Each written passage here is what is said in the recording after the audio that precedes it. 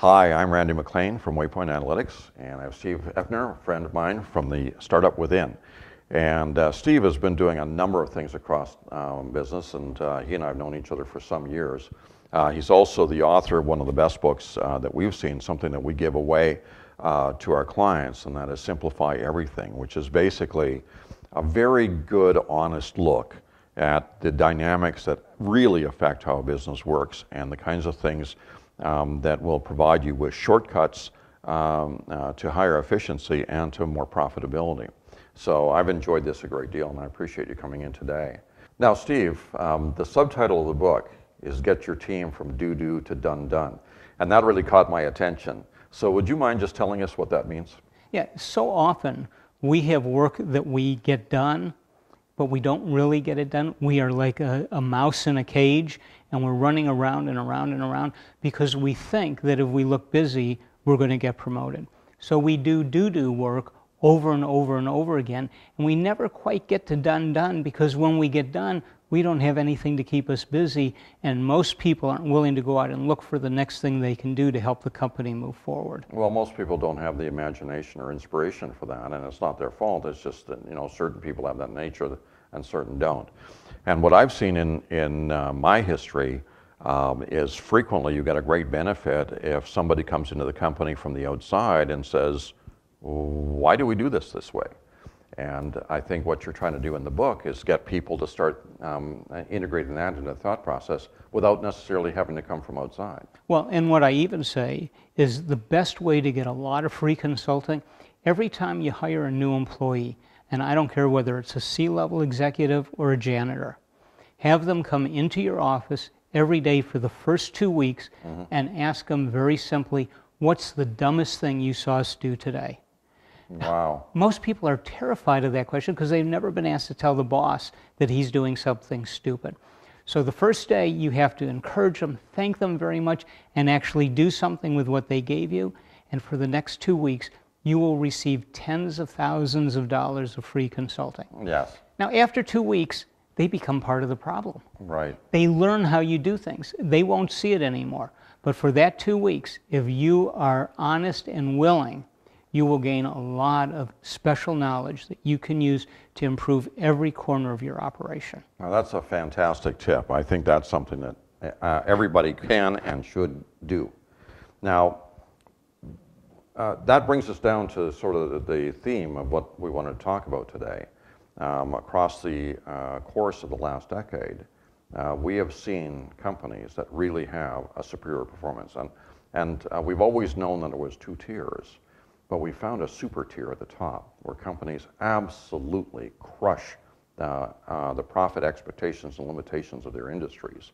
And so we've spent about a year taking a deep look at what it is that makes those companies, and it's led to a whole series of revelations about what these companies have and what they do that puts them really at the very top of not just their league, but of every league. Across the last 10 years, we've been looking at a lot of different companies. We have a lot of clients in different industries, and we've seen all their financials, we have all their transactional data, so we really know what's going on. It's not self-reported stuff that might be a little bit fudged. We have the real numbers.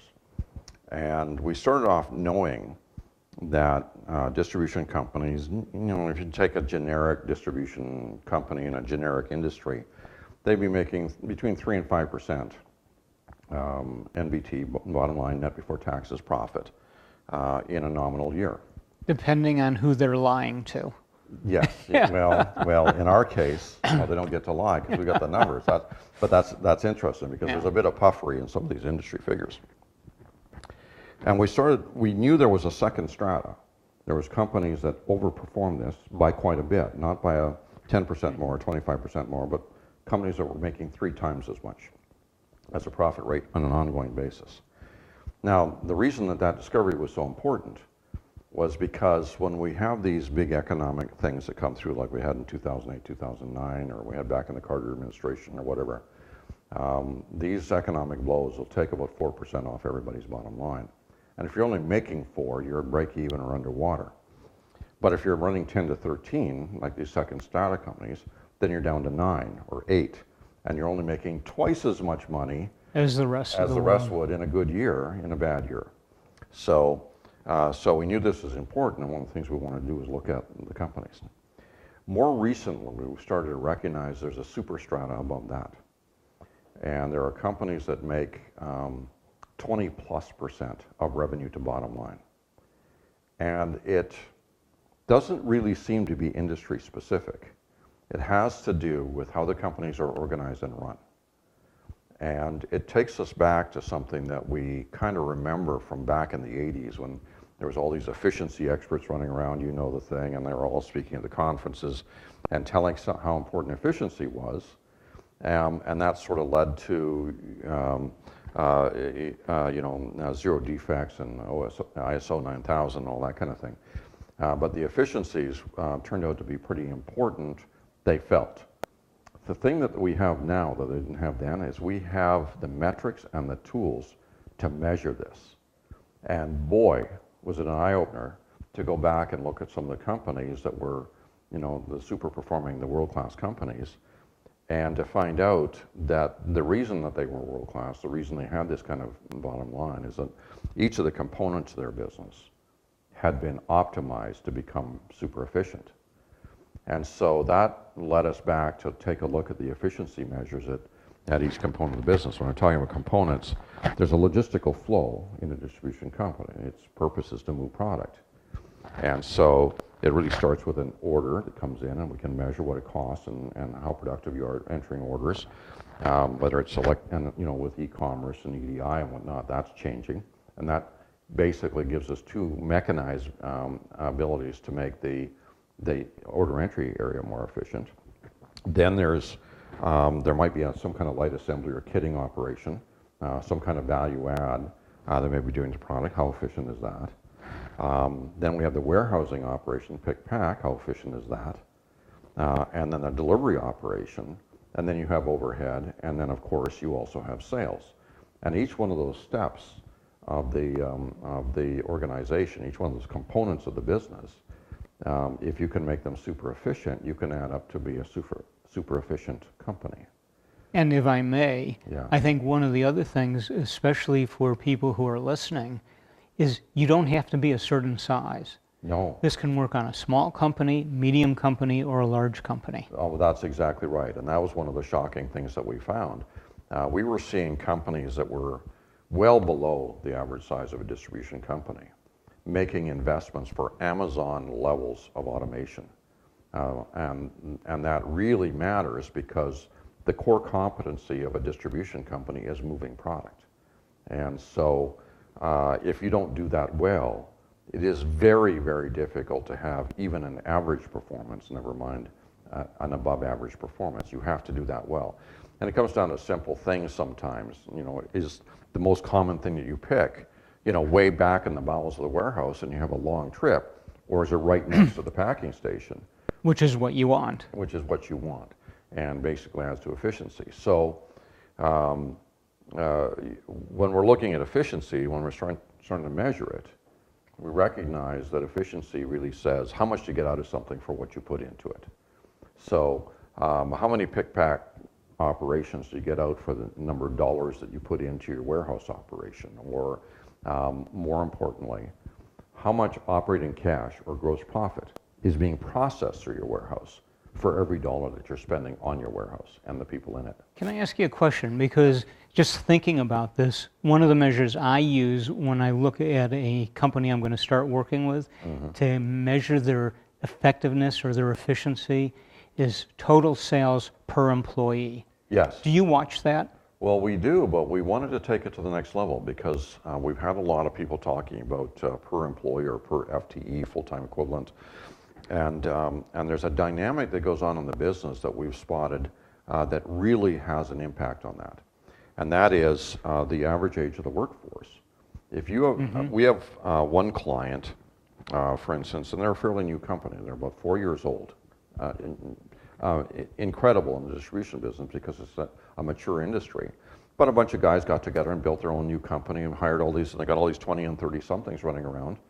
And these guys don't have 35 years of 3 and 5% increases like another client of ours where the average age of their entire workforce is 55 years old.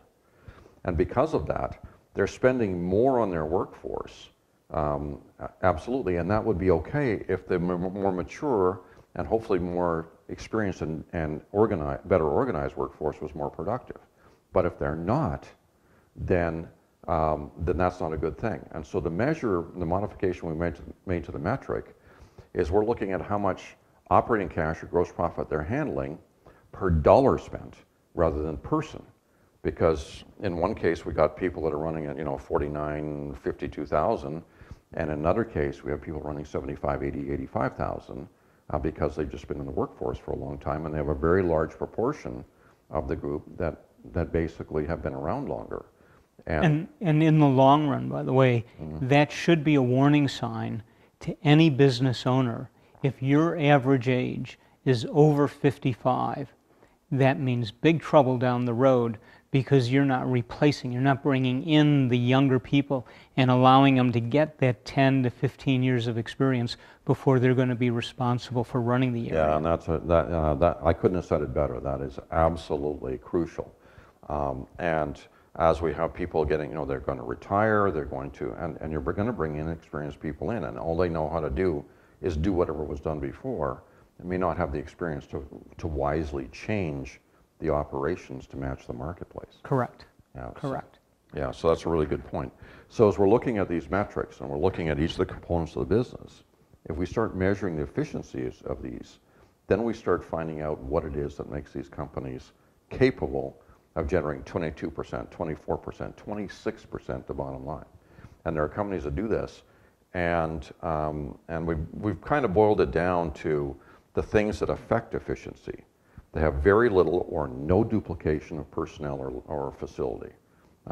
Largely, they don't have many branches, and that's because their business model is based more on e-commerce and better using today's transportation mechanisms than the old school model. You open a warehouse, you bought a truck, you had your guys take stuff to the customers, and when the next town over wanted some product, then you built another warehouse and bought another truck over there. And so these guys restrict the number of locations. They are very good at using third-party logistics, particularly in the delivery side, so they can offer a range of delivery options, and it's all completely variable to them. They don't have any investment, whether somebody's sitting there not doing anything if there's nothing to do. They also have a future sales model.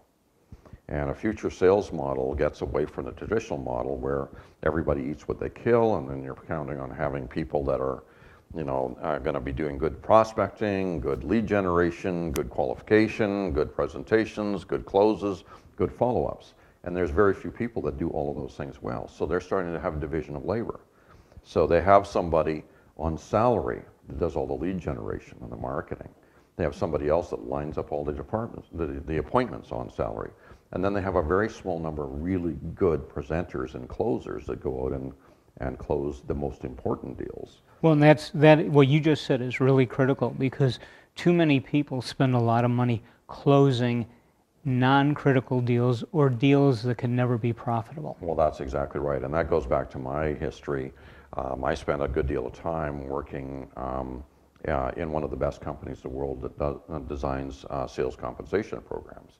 And the number one consideration that we always were talking to our clients about is that sales compensation is supposed to pay for persuasion. And what's happening is too often we're paying people persuasion prices or commissions, but they're not doing any persuading. No, they've had the same accounts for years. They're sitting back and milking them. That's exactly right. And as Merrifield says, the guy's retired and just forgotten to tell the company. Right, and this is why one of the things you were talking about, metrics, that I think is so important. We often talk to people that in your sales department, one of the metrics that you measure and pay for is the number of new accounts brought in. Right. Matter of fact, sometimes you give people a bump for bringing a new account in, even if it isn't as profitable because you don't have the volume yet, but you want to encourage that activity. Yeah, and again, as we're looking into the numbers, we're extending that forward, and we have certain parameters that we put on an account that would qualify.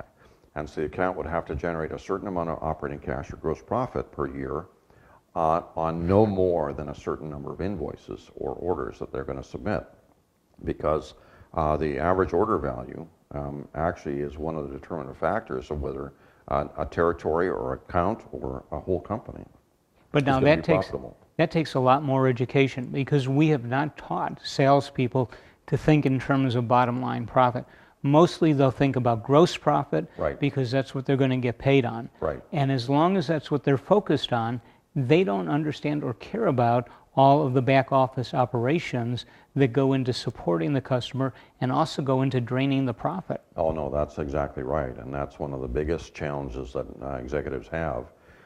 They're basically paying the sales force to lose them money, and then can't Right. understand why they won't stop doing that when we tell them, don't bring in those kinds of sales. Well, it's just like they like to give away free freight.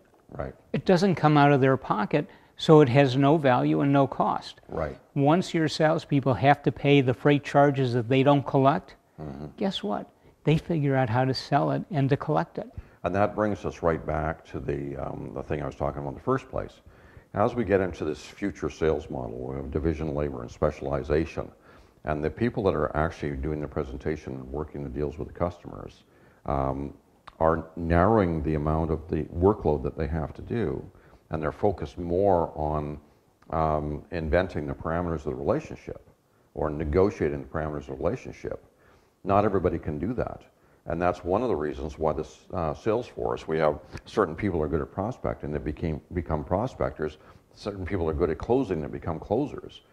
And we have and we get around one of the biggest challenges the executives have. That is, no, I can't possibly teach all my salespeople how to do this and how to make the right deals and how to care about the delivery, how to care about the costs that are involved in this. I only have maybe 2 or 3 people that I can do that with. Perfect, because you only need 2 or 3 really good presenters, and they can do that work. And people that can't make the leap to hyperspeed, basically going to have to find other ways of providing value inside or outside the company. But there is one other thing that the executives often don't do, or depending on how you look at it, do. That is that they hold all of that information to their chest.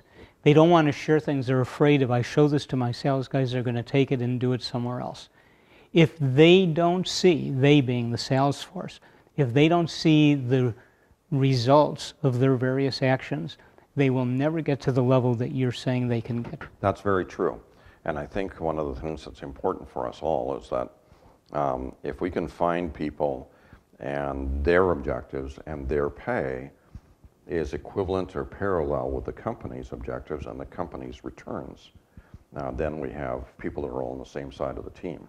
Right, and they have to be able to see the numbers, because the other thing I've learned over the last 38 years that I've been doing this independently is that when people know how they're doing, they will work to do better. Mm-hmm. Yeah, I agree with that. And we've seen some remarkable examples of that. To wrap all this up, we look at companies now, and we're looking at the different components of their operations. We're looking at using new kinds of metrics to measure the efficiency, and that leverage mechanism is just one of the many metrics that we've been talking about, but it's one of the most powerful ones. How much operating cash or gross profit is being handled in the group per dollar spent. And if you're at $64 per dollar in order entry, you're way better than somebody else that's basically they're only handling $14 for every dollar they're spending. And that's a metric that the group leader can be working on to increase. And they can increase efficiency by handling more business with the same number of dollars spent. They can increase efficiency by handling the same amount of business with fewer dollars spent, or they can handle much more business with more dollars spent. So let me ask you this. When you're talking to executives and we're talking about using all these metrics, how do you convince them that it's worthwhile to teach their team how to understand that? It's not really so much a matter of convincing somebody that they have to do that, in my view. It's just making sure that they recognize that they can't get there unless they do that. And so bringing the team on board is always a better solution, because you can't think of all the problems or solve all the problems on your own. And If you have good people with good intention working for you, which most of us do for most of the people we have, if you allow them to work on the things that they can see and they have time to pay attention to, which you don't, then you get more brains working on the solutions to the problems. So let me ask you this, and I don't know whether you've thought of this before, probably have, because I've learned that in talking to you so far, but what if you do something like a CAO, a Chief Analytics Officer? So there is somebody that is making sure that the metrics are accurate, they are displayed on a regular basis, people understand where they came from, and they have some understanding of what the levers are that they can move in each of their areas to change the numbers in the right direction. Well, it's one of the things that we'll find as a common marker with the top performing companies, and they'll have, as you say, a CAO, or most commonly it's the Chief Profit Officer, or it's a profit manager, depending on whether they want it to be a C-suite position or not. But if profitability of the business is left to the president or the CFO, it just becomes number 17 on the to-do list, and you really can't get a lot of focus on it. But if somebody has the job of making sure that the numbers for the whole company are increasing, and have the authority to walk around and talk to people, and the authority to bring certain things forward for decisions to the upper decision makers, then that's where you have one of these companies that's a super performing company. And I think that's the secret sauce, but the hard part is to convince the owners that this extra overhead, and this person is going to be expensive, this is not a $10 an hour person, that extra overhead will pay for itself over some relatively short period of time. Well, there's no question about that, and we've got some validation industry-wide for that. In our client base for Waypoint, we have a number of young, MBA-type guys that have come in.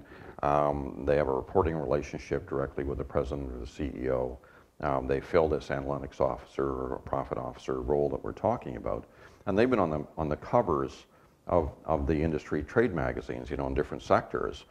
These are the guys that are really making a big contribution to help companies set the agenda for the next decade. So what do I look for if I want to hire somebody like that? What would you say are the most important aspects of the person that I want to find to get the most value for my buck? I think that when I think of the ones that we interact with and have been successful, they're normally pretty driven young people. They're the kind of people that will speak up and will put a little bit of energy into trying to get a point across. They have natural aptitude for numbers and how they relate. They understand how business operates. They also have something that you don't always get in school, and that is a good understanding of how their company operates. And that usually comes from mentorship within the organization. And then they really are given high levels of exposure. They don't work off in a cubicle somewhere and nobody ever sees them. These are the people that basically come in and make presentations in the boardroom and are present for discussions about certain kinds of things when the powers that be are trying to change the performance of the company. I might add one more thing to that, because I really think when people look for the future, they don't pay enough attention. You said presentations, and you skipped over that pretty quickly. But my understanding is that these people have to be good at communicating and at teaching, because one of the things they're going to be doing is changing the mindset of a way people have done business since they started. And if they can't easily get some of these complex concepts across to the people they're talking to, nobody's going to buy into it. Yeah, I think that's a really good point, and I'm glad that you raised it. And one of the other things we see, not in all of them, but in many of them, is they have some experience in sales. Because a great deal of what a company does that changes the nature of its performance happens at the sales level. And you can't have somebody that's a bean counter that doesn't really understand the day-to-day life of a salesperson trying to tell them to do some theoretical things that just won't work. Absolutely. Yeah, so I think that's something that is important and should come in at least through the mentorship from the senior management as these people are being developed. So there's some good topics, there's some good ideas that we've touched on, I think. And I think this is something that you might be able to use in your organization. I hope there's some things here that will get you thinking along new tracks, and you can put these things together. There's a great deal more detailed information about this elsewhere on the site here, or at Waypoint, or at profitideas.com, and we'd be delighted to share more of this information with you, to let you know what other people are doing that really is working so that you can employ it as well. So thank you, Steve. Appreciate your time pleasure. today. Great conversation, and thank you for spending time with us, and we'll see you in future videos.